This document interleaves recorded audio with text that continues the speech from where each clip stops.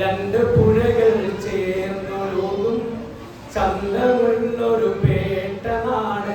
5 minute നേരം നഗരസഭാ ചെയർമാനാവാൻ ഞാൻ പോവുകയാണ്. പ്രിയപ്പെട്ടവരെ, ഈരാറ്റുപേട്ട നഗരസഭയുടെ ചെയർമാനായി ചാർജ് എടുത്തിട്ട് ഏതാണ്ട് 3 മാസക്കാലമായിരിക്കാം.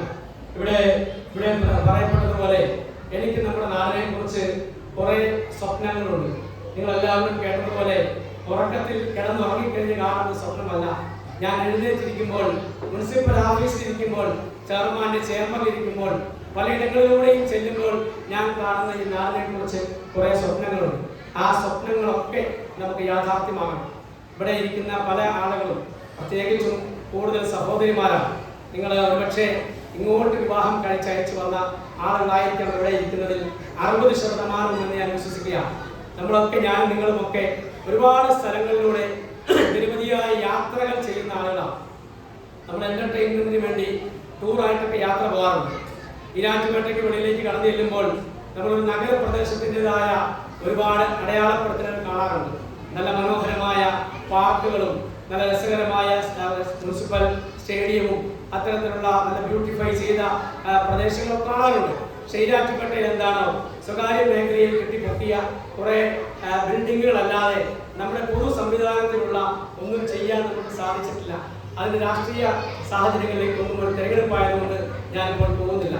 പക്ഷേ നഗരസഭ പഞ്ചായത്ത് എന്ന നിലയിൽ അടിസ്ഥാന സൗകര്യങ്ങൾ മെച്ചപ്പെടുത്താൻ കഴിഞ്ഞ ഭരണസമിതി ഒരുപാട് ശ്രമിച്ചിട്ടുണ്ട്. പക്ഷെ ഞാൻ പറയുന്നത്, നമുക്ക് ഒറ്റക്കെട്ടായി നിന്നുകൊണ്ട് ആ കാര്യത്തിൽ കുറേ കാര്യങ്ങൾ നമുക്ക് ചെയ്യണം. ഈരാറ്റുപേട്ടയിൽ നല്ല ഒരു പ്രൈവറ്റ് ബസ് സ്റ്റാൻഡ് കോംപ്ലക്സ് വേണം. ഈരാറ്റുപേട്ടയിൽ അതിമനോഹരമായ നമ്മുടെ മക്കൾക്ക് ചിന്തിരിക്കാൻ പറ്റിയ ഒരു കിഡ്സ് പാർക്ക് നമുക്ക് ഉടൻ തന്നെ പണിയണം. നമ്മുടെ യുവാക്കൾക്ക്, വിദ്യാർത്ഥികൾക്ക്, സ്കൂൾ കുട്ടികൾക്ക്, കായിക താരങ്ങൾക്ക് പരിശീലനം നൽകുന്നതിന് വേണ്ടി, അവർ കളിക്കുന്നതിന് വേണ്ടി നല്ലൊരു മുനിസിപ്പൽ സ്റ്റേഡിയം ഈരാറ്റുപേട്ടയിൽ വേണം. അതൊക്കെ എന്ത് ചെയ്യാം? ഞങ്ങൾ നഗരസഭാ ഭരണസമിതി ഈ നാട്ടിലുള്ള കുറെ ആളുകളൊക്കെ ചേർത്ത് നിർത്തി ചെയ്തോളാം.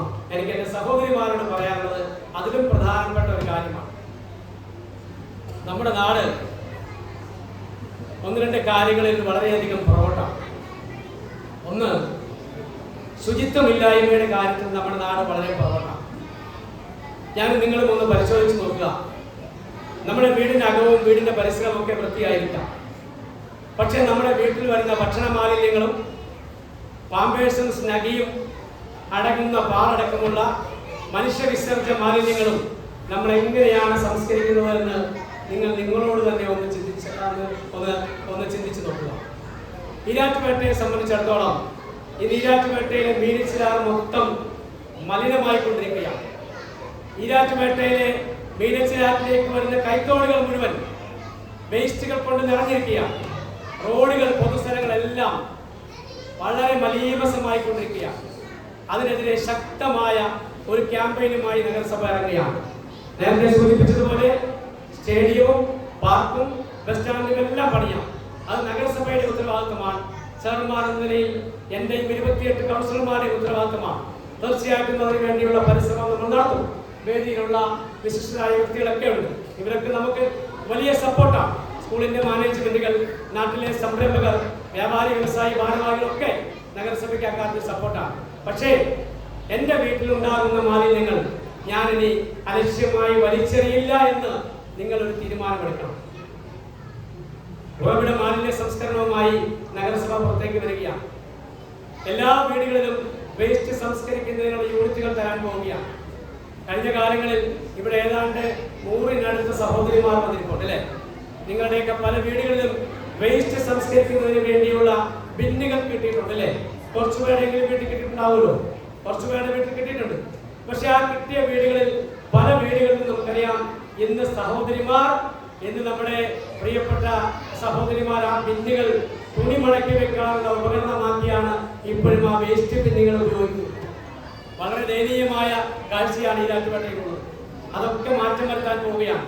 എങ്ങനെ വേസ്റ്റ് ബിന്നുകൾ, ഭക്ഷണ വേസ്റ്റുകൾ വളമാക്കി മാറ്റുന്ന, അതിനെ പ്രോപ്പറായി അത് ഉപയോഗിക്കാനുള്ള സിസ്റ്റം എങ്ങനെയാണെന്ന് നമ്മൾ നഗരസഭാ ഭരണസമിതി കക്ഷി രാഷ്ട്രീയത്തിന് അതീതമായി ഇറങ്ങുകയാണ്.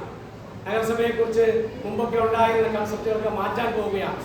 കാരണം അവിടെ രാഷ്ട്രീയ വ്യത്യാസമുണ്ടെങ്കിലും 29 കൗൺസിലർമാരും ഒരു നൂലിൽ കോർത്ത മണികളെ പോലെ ഒരേ മനസ്സോടെ ഈ നാടിന്റെ വികസനത്തിന് വേണ്ടി പണിയെടുക്കാൻ പോവുകയാണ്. ഞാൻ സമയത്ത് ഞെട്ടിപ്പോകുന്നതുകൊണ്ട് കൂടുതൽ സംസാരങ്ങളിലേക്ക് കടക്കുന്നില്ല. ഒരു അനുഭവം മാത്രം പങ്കുവെച്ചുകൊണ്ട് ഞാൻ അവസാനിപ്പിക്കാം. കഴിഞ്ഞ റമദാന് തൊട്ട് മുമ്പ് രാത്രി 9 മണിയായപ്പോൾ തടവനാൽ പാലം, മുത്തമ്പള്ളിയുടെ സമീപത്തുള്ള തടവനാൽ പാലത്ത് നിന്നും എനിക്കൊരു വീഡിയോ കോൾ വരികയാണ്. ചെയർമാൻ ഫോൺ ഓഫ് ചെയ്താൽ ഞാൻ നാളെ ഫേസ്ബുക്കിൽ പോസ്റ്റ് ചെയ്യുമെന്ന് പറഞ്ഞു. ഞാൻ ഓഫ് ചെയ്യുന്നില്ല എന്ന് പറഞ്ഞു. അദ്ദേഹം എന്നെ വീഡിയോ കോളിൽ കാണിച്ചു.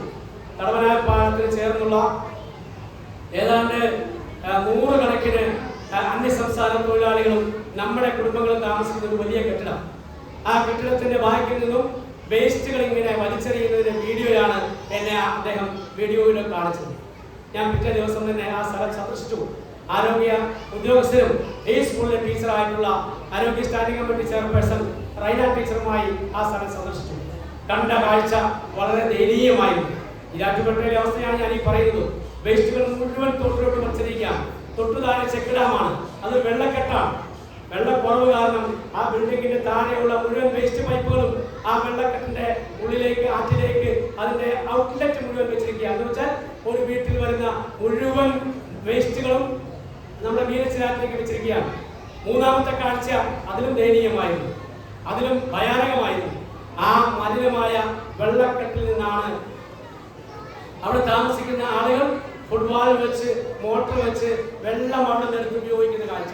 ഞാൻ പറഞ്ഞത്, നമ്മളൊക്കെ ഇന്ന് ഒരുപാട് രോഗത്തിന് അടിപ്പെട്ടിരിക്കുകയാണ്.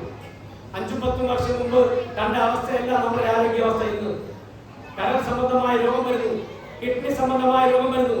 ശുദ്ധിയില്ലാത്ത വെള്ളം കുടിച്ചിട്ടാണ്. നിങ്ങൾ മനസ്സിലാക്കുക, നിങ്ങളുടെ ആരോഗ്യത്തിന് വേണ്ടി അതിന്റെ ഉത്തരവാദിത്വം നഗരസഭാ ചെയർമാൻ എന്ന നിലയിൽ എനിക്ക് കൂടി ഉള്ളത് കൊണ്ടാണ് ഞാൻ ഈ വിവരങ്ങൾ പറഞ്ഞത്. അല്ലേ?